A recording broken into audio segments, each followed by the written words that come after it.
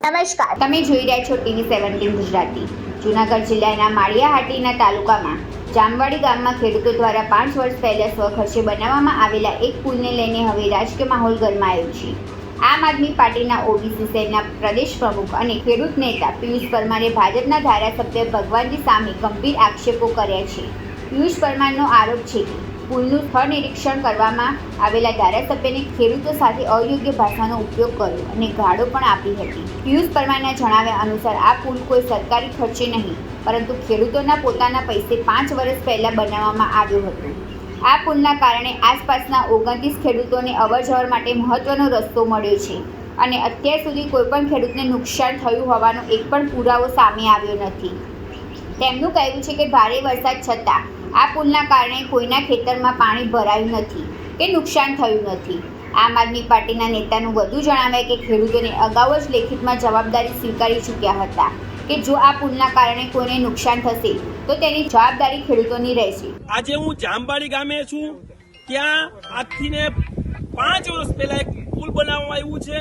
ખેડૂતોએ પોતાના સ્વખર્ચે પુલ બનાવ્યું છે, પોતાની માલિકીમાં બનાવ્યું છે, પણ ભાજપના ગુંડા તત્વો દ્વારા ખોટી અરજી કરવામાં આવી છે અને મને દુઃખ સાથે આજે કહેવું પડે છે કે માનનીય ધારાસભ્ય મહોદય એમને સાથ સહકાર આપી રહ્યા છે। આ પુલને કારણે અત્યાર સુધીમાં એક પણ ખેડૂતને 1 રૂપિયાની પણ નુકસાની નથી થઈ।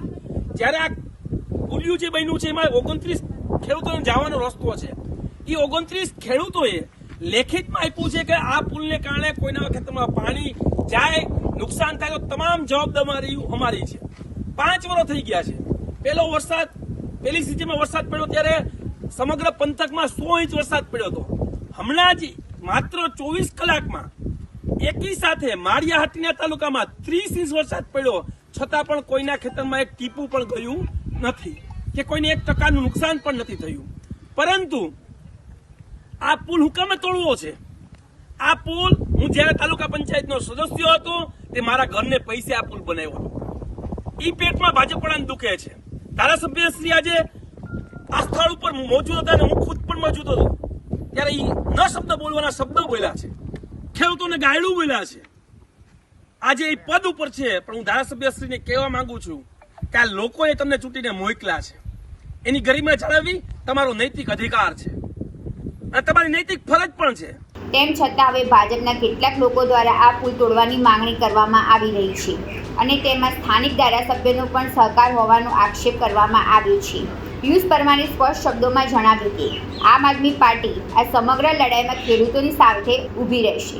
ત્યારે આજે દુઃખ સાથે કહેવું પડે છે, આ તોડવા માટે થઈને 2022નો પ્રાંતનો હુકમ સ્પષ્ટીકરણ સાથે કહે છે કે એકબીજાની સમજૂતીથી માત્ર 1 મીટર રાખવો, સમજૂતી થાય તો, બાકી તોડવાની કોઈ પ્રાવધાન હુકમમાં કરવામાં આવેલું નથી। અને હુકમમાં સ્પષ્ટીકરણ સાથે લખ્યું છે કે મામલતદારશ્રીએ સ્થળ તપાસ કરી ત્યાં હકીકત જાણી કોઈને નુકસાન થયું હોય તો એની તપાસ કરીને પછી આગળની કાર્યવાહી કરવી।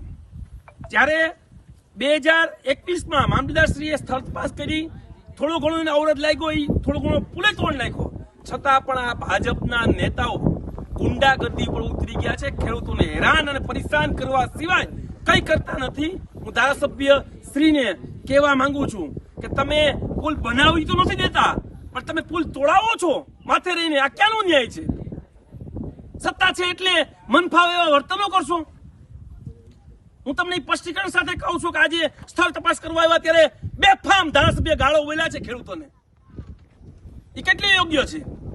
એ પ્રાંતશ્રી આવ્યા, પ્રાંતશ્રી મેં આખી વાત રજૂ કરી કે આમાં હુકમ શું છે, 2022 થી લઈને અત્યારે 2026 ચાલે છે, તો તોડવાનો હુકમ હતો ત્યાં સુધી કેમ ન તોડ્યો? તૂટે કઈ રીતના? કોઈને અવરોધ થતું હોય તો તૂટે પુલ, અને પોતાની માલિકીની જગ્યામાં છે, કોઈની પેશકદીની જગ્યા નથી, જાહેર જગ્યામાં નથી, પોતાની માલિકીની જગ્યામાં પોતાના ખેડૂતોને જવા માટે પુલ ન બનાવો, આ તો ક્યાંનો ન્યાય છે? તેમણે જાહેરાત કરી કે આ મામલે તાત્કાલિક કોર્ટમાં અરજી કરીને સ્ટે ઓર્ડર મેળવવાની માંગણી કરવામાં આવશે। જો જરૂર પડશે તો ખેડૂતોના હિત માટે હાઈકોર્ટ સુધી કાયદાકીય લડત પણ લડવામાં આવશે। આ લડાઈમાં હું ખેડૂતોની સાથે છું। અમે આજે જ કોર્ટમાં જવાના છીએ અને આની ઉપર સ્ટેની માંગણી પણ કરીએ છીએ, પરંતુ સ્ટે લેવાની જરૂર પણ નથી, કારણ કે હુકમમાં સ્પષ્ટીકરણ સાથે લખ્યું છે સમજૂતીથી આગળ વધવું।